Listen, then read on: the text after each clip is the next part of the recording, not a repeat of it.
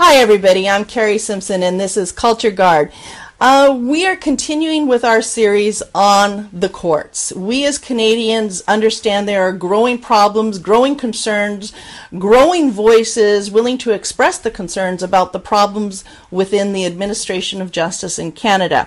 We have issues involving judicial activism. Books are being written, the media lines are being talked about, pamphlets and legal papers are being developed about the issues on whether or not the courts are operating within their legal capacity when they make some of the decisions that they're making these days.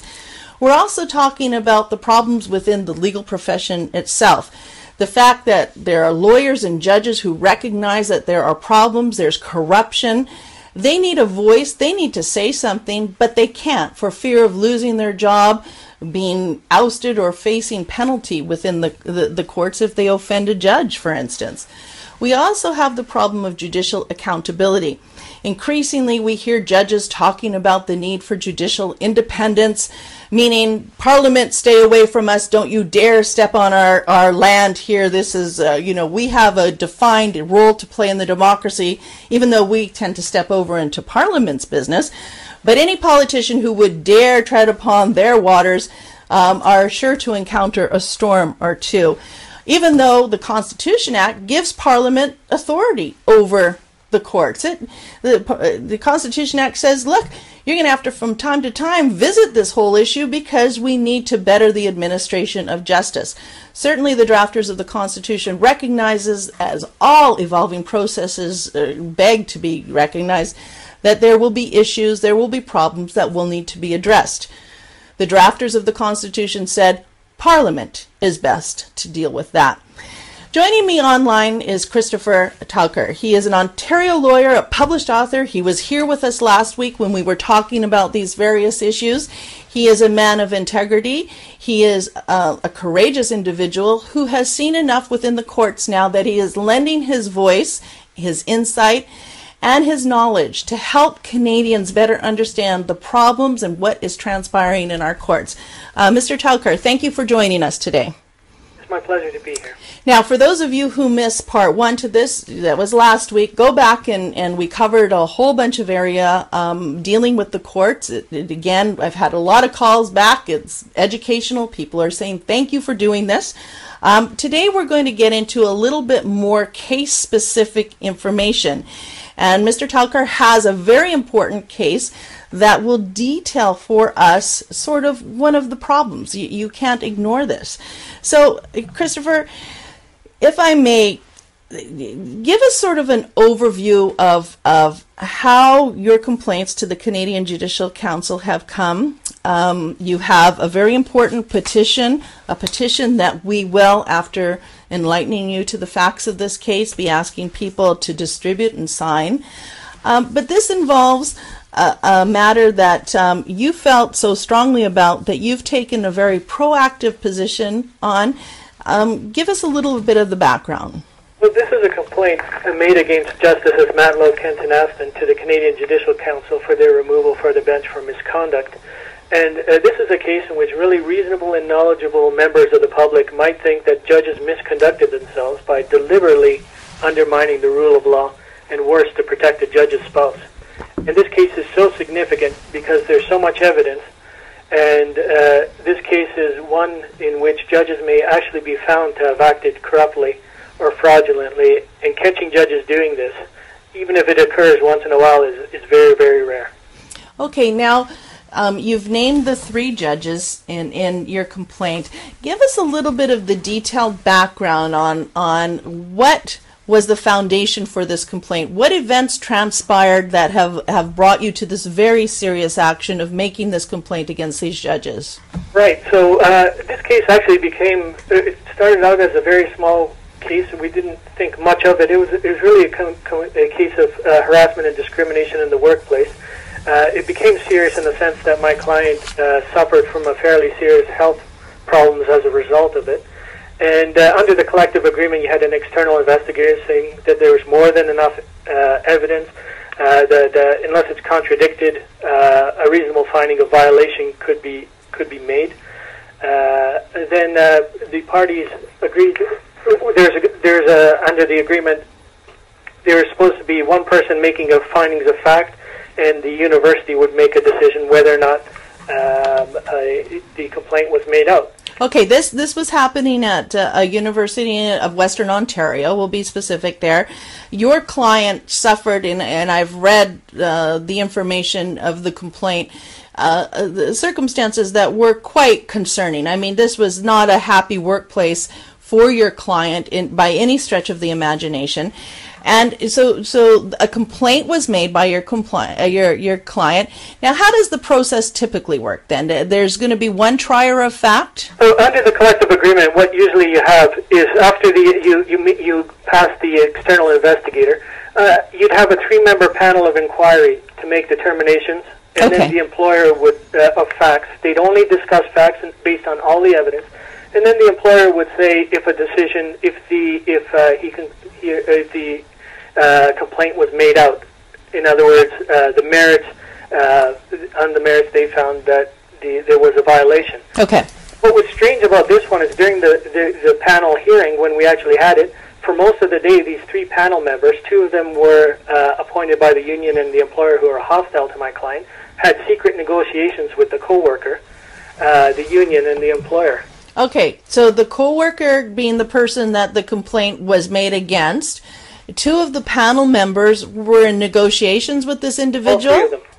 3 of them. Yeah. And was your client privy to these negotiations? Oh, and that's quite improper.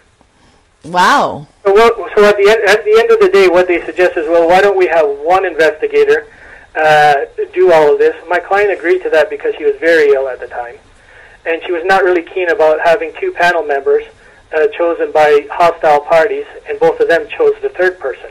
Yeah. So, and what was also funny is this judge's spouse's name was mentioned 3 times. Oh, this person's available. Oh, this person's available. And suddenly his name was picked out. And it was all quite strange in the end. Okay, now the judge's spouse ended up being this individual that was assigned to hear the case involving your client? Yeah, just to make the findings of fact based on all the evidence. And who is the justice spouse? His name is Ken Swan. He's a well-known arbitrator in Ontario. Okay, Ken Swan. Married to Justice Swinton. Okay. So this individual, Ken Swan, is married to a judge that's going to play a role in this in an upcoming part of this saga. Is that right? That's right. Okay. So Ken Swan is assigned as the person who's just going to review the facts of this. This individual's name comes up 3 times. Your client agrees.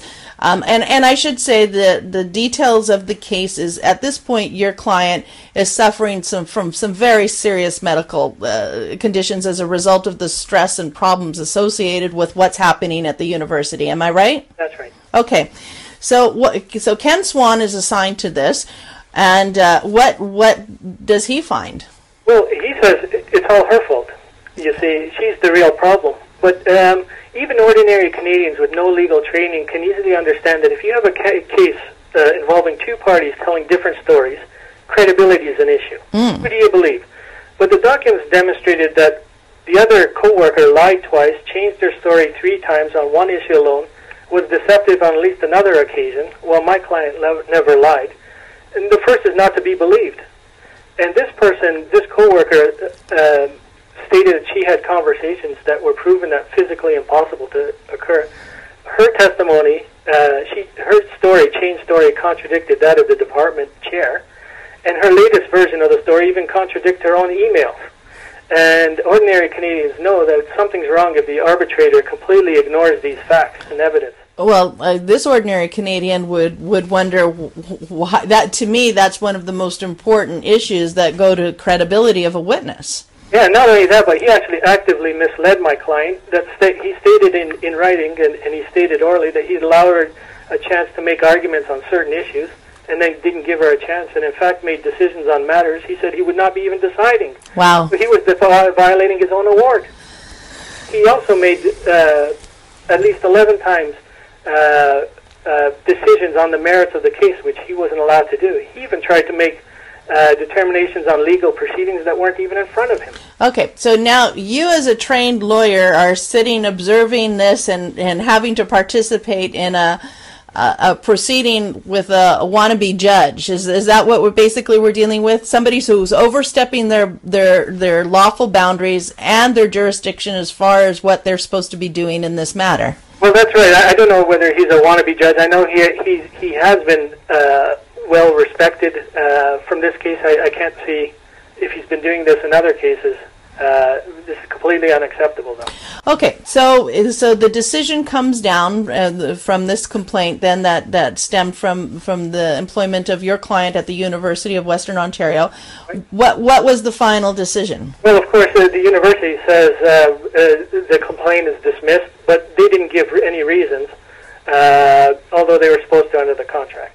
Okay, so ignore the rules, whatever works, however it's convenient. Okay, so what's your next step? You're a conscientious lawyer. You know your client has been wronged here. Are decisions out of the University of Western Ontario reviewable in the courts? Yes, and actually this seemed like quite a simple case. Both decisions should have been easily overturned, and just a rehearing ordered. That's all what we were looking for. Okay. Neither of the decisions could have survived judicial review. So the rule is if either there's a statutory power of decision, which doesn't apply to this case, or a public institution like a university is making a decision of a public nature. So harassment and discrimination or discipline would fall under these categories. Okay. All right. So you're complying with the man. So you go and ask for judicial review. That's right. And and believing that this is not a complicated case, you head to the courts in Ontario, and what happens? Well, notwithstanding the fact that we argued for 1.5 days, and the university lawyer didn't ask for the application to be quashed, these judges, in their decision, they said, we refuse the applicant the opportunity for judicial review. Okay. We're not going to allow you to review the decision. Okay, so you go to Ontario Court, and this is where you meet up with these 3 judges. Divisional Court, yes. Okay, so Divisional Court, and they have a panel there. Is it typical to be in front of 3 judges on a judicial review matter? Usually. Really? Yeah. You think your judges would be too busy for that? Well, that's the usual rule. You'd have one if there's more of a situation where it's time sensitive. But. Okay, so we have 1.5 days. With the university doesn't even ask to quash it, so the matter is heard before these 3 judges. Were you aware at the time that one of the judges was related to this Ken Swan? Oh, one of the judges on the panel weren't related. Okay. To Ken Swan. But what I learned afterwards from another judge was that Ken Swan was related to Justice Swinton, and the 3 judges who sit on the bench, especially Judge Matlow, sits on with her regularly. So they all know each other. Okay, so this is a friend of a friend kind of thing then. So the judges sitting on your case are Matlow, Kent, and Aston, right? That's right. Okay, and clarify again, you go there for a simple judicial review. You can obviously detail very easily for the court that the university did not follow its own protocols as far as the complaint process goes. And what did they have to say about this? Well, again, as I said, they wouldn't even give my client the opportunity for judicial review, and what they did was quite bizarre. On the one hand, they refused judicial review on the basis that the decisions or awards are private, not public, because of this agreement of having one arbitrator rather than a panel of 3 making findings of fact. Although, of course, these decisions were public because they deal with harassment and discrimination. Okay, well, let's be very clear on that, because I find that intriguing. So if your client had been satisfied with the setup of the 3 individual panel members at the University of Western Ontario, 2 from the union, 1 at their recommendation that she knew were already against her, that could have been made public and therefore up for judicial review. Is that right? Well, they didn't say that, but there could be an inference of that. It didn't make any sense whatsoever. Okay, but they said because you went with the one person, this respected individual, that suddenly the doors are closed and the public has no right to see what's really transpiring at a publicly funded university. But you know what the other part is? So that was one ground of review. We had 3 grounds of review. They ignored two grounds of review that would deal with private decisions and private agreements. So under the Common Law and Arbitration Act, they deal specifically with consensual arbitrators dealing with private matters, agreements, and decisions. So they say on the one hand, it's not public, although it makes no sense to say that because they're violating legislation that says it is. But if it was private, and then we said, okay, let's review it as a private decision. And they ignored 2 or 3 grounds of review for it. Well, you know, I still come back to the fact that this is a publicly funded university, right? This is public money going into these universities. The reviews and what's transpiring as far as what's happening, the public should have a right to understand, especially if on the serious issues of harassment. Okay, so they deny you on all of these grounds. Well, they didn't deny on the second one. They just ignored it. So they didn't even rule on it? No, they just completely ignored the argument. They said it's not public. They changed the entire basis of administrative law. They ignored the Human Rights Code, and they ignored the Occupational Health and Safety Act, saying that these are public decisions. And then even if it was private, then we say, okay, it's still reviewable. Yes. But they ignored that. But it wasn't just that. They weren't satisfied with just telling my client to go away. They made unwarranted, false, made-up, and defamatory attacks pertaining both to my client and her lawyer, being me. And what did they say? Well, I'll just tell you what the purpose was before they said. The purpose appeared to be to impose significant costs on both of us for litigating against a judicial spouse, but also to prejudice her so that her request to appeal would be rejected. Okay. So, well, what did they say about her? They said, well, it's some significance that the union refused to grieve the complaint, and the proceedings related to the refusal are now pending before the Ontario Labour Relations Board and the Human Rights Commission, and she's brought an action against her former client alleging copyright, and there are indications that she intends to take her complaint before an international tribunal, and there's no end to the steps she and her counsel are apparently willing to take. The problem is, not one of these points are true. They were pulled out of thin air. There's no copyright suit then or today. There's no international tribunal proceedings ever contemplated. Nothing is ever said. The union reasons for not grieving was that the university agent said that the university was going to try to make a healthier working environment. So it had nothing to do with the merits. There was no human rights complaint against the union. So where did all this come from then? From their minds. They pulled it out of thin air. One of the grounds of judicial review was breach of charter rights, which would have been ridiculous. Okay, so they craft this story, this marvelous act of fiction that's developing before your own eyes, and here you are part of the cast of characters without a script because you don't know where these guys are going. They say that about you and your client to prejudice against any hope in the next court. Did you take it to the next level? Well, let me just say something. They didn't stop at that. They attacked me personally. Oh, there's more to this then. I thought you were included when they said you and your counsel, but okay, let us know how bad you are. Well, they said I exercised poor judgment in making submissions, and I purported to give evidence. Well, the fact of the matter is no one gave evidence during the application. It was done on affidavit evidence. And the judges know very well that making submissions and giving evidence are two different things. So it's also very unethical for a lawyer in a common law system to testify and act as counsel. You could be disciplined for that.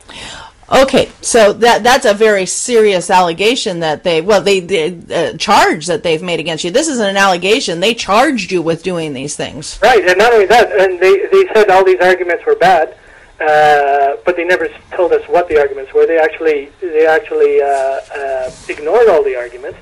And then these weren't by accident because they repeated them in the cost order. And for example, they said some of these were given in our earlier reasons. Well, of course, if you look at the earlier reasons, nothing was ever given. Okay, so what's your next step then? Okay, so then we try to go for leave to appeal to the Court of Appeal. It's a bit interesting. The Court of Appeal and Supreme Court simply wouldn't give her permission to do it. One of the Court of Appeal panel members was a person who had pretty close personal relations over a long period of time with Justice Swinton. And we thought that was pretty interesting. Okay, Justice Swinton sits on what court in Ontario? I'm sorry? In the Toronto court. In the Toronto court. Superior Court of Justice, Toronto court. Okay. Now, this brings into a whole kettle of fish exactly the concerns about, and I'm very familiar with another case that I have great insight to, involving a spouse and the protection of the court for that individual.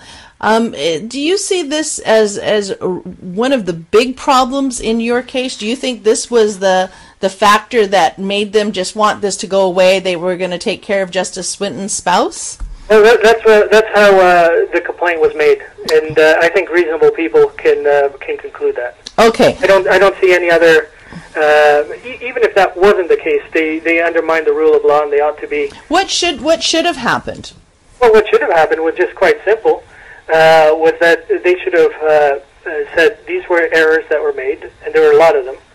And they say, well, this decision can't stand. Let's just have a rehearing. And that's what all that was asked for. Okay, but what would have made this court more credible in your eyes to come down with let's say the makeup of the court was different, something you would agree with, and but they still came down with this same decision? Should other judges have been brought in? What should have been done?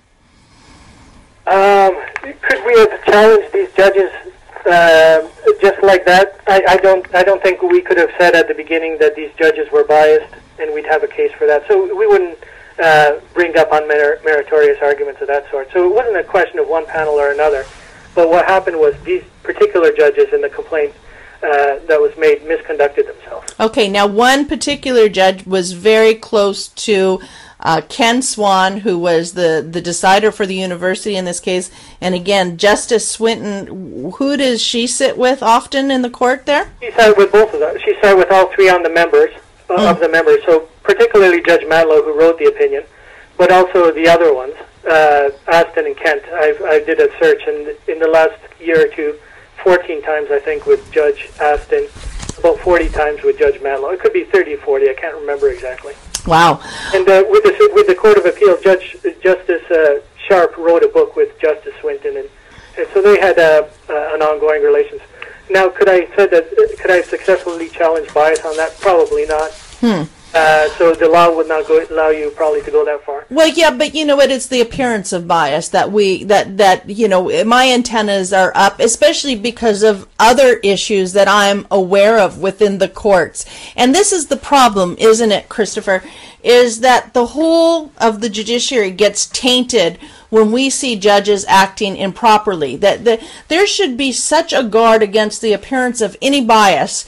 And it seems that this concern is just being ignored these days by the assignment of these judges. I mean, and this is what I happen to know of other cases that, start raising these issues of, judicial fixing. Ken Swan is the spouse of this judge, and, we had dinner the other night. There does become a problem with the appearance of bias in matters like this, especially if what you say is accurate as far as this process goes, and how, this was not a complicated case. Certainly if the university didn't follow its own protocols, the court had every right to say, no, go back for a hearing and do it properly. Yeah, well, I wouldn't necessarily say that there was a fixing, but that's certainly the way it turned out. The rule of law was undermined. But it actually even got more bizarre than that when you actually had court administrators acting in a way to prejudice my client. How so? My client only received a copy of the divisional court's decision, luckily, when I called them at the right time. Otherwise, the motion for leave to appeal, would have been out of time. To date, we've never received a copy of that decision by mail. And when the cost order came in, there's a 7-day time limit to appeal. They sent it by mail when it was too late, the day before. It was too late for me to actually do anything about it. Well, not only that, I'll give you another one. When we went to seek leave to appeal to the Supreme Court, the Court of Appeal clerk backdated the date of the order so that it would have been out of time before the Supreme Court, and they could have just rejected on that basis. Now, what was funny about this is that I gave them a copy of this Court of Appeal's endorsement with a date on it. And what's even more bizarre is that from the order provided by the clerk, this misstatement was made only on one copy of the 3 I provided to them, because they provided me, after I said there was a mistake, they provided me with the other one. So they only made this dating error on one copy. Wow. One given to me. Okay, Chris, we're out of time for this segment. I know you'll be back for the third segment, because what I want to talk about is the nature of your complaint, why you've gone to the Canadian Judicial Council, and also about the interesting argument you're making about honest belief. So we're going to save that for segment 3. Thank you so much for joining us today. Fascinating story, fascinating insight into these cases, and how convoluted a simple case can become when you have some judicial shenanigans at play. Thank you so much for joining us. Thank you for having me on. Everybody, I'm Kari Simpson, and this is part 2. Again, if you hadn't seen part 1, go, because it's very educational. It talks about all the different areas of growing concern within our courts. Now you have the story. Come back next week for the solution, or at least the hope for a solution. I'm Kari Simpson. This is Culture Guard. Good night, everybody.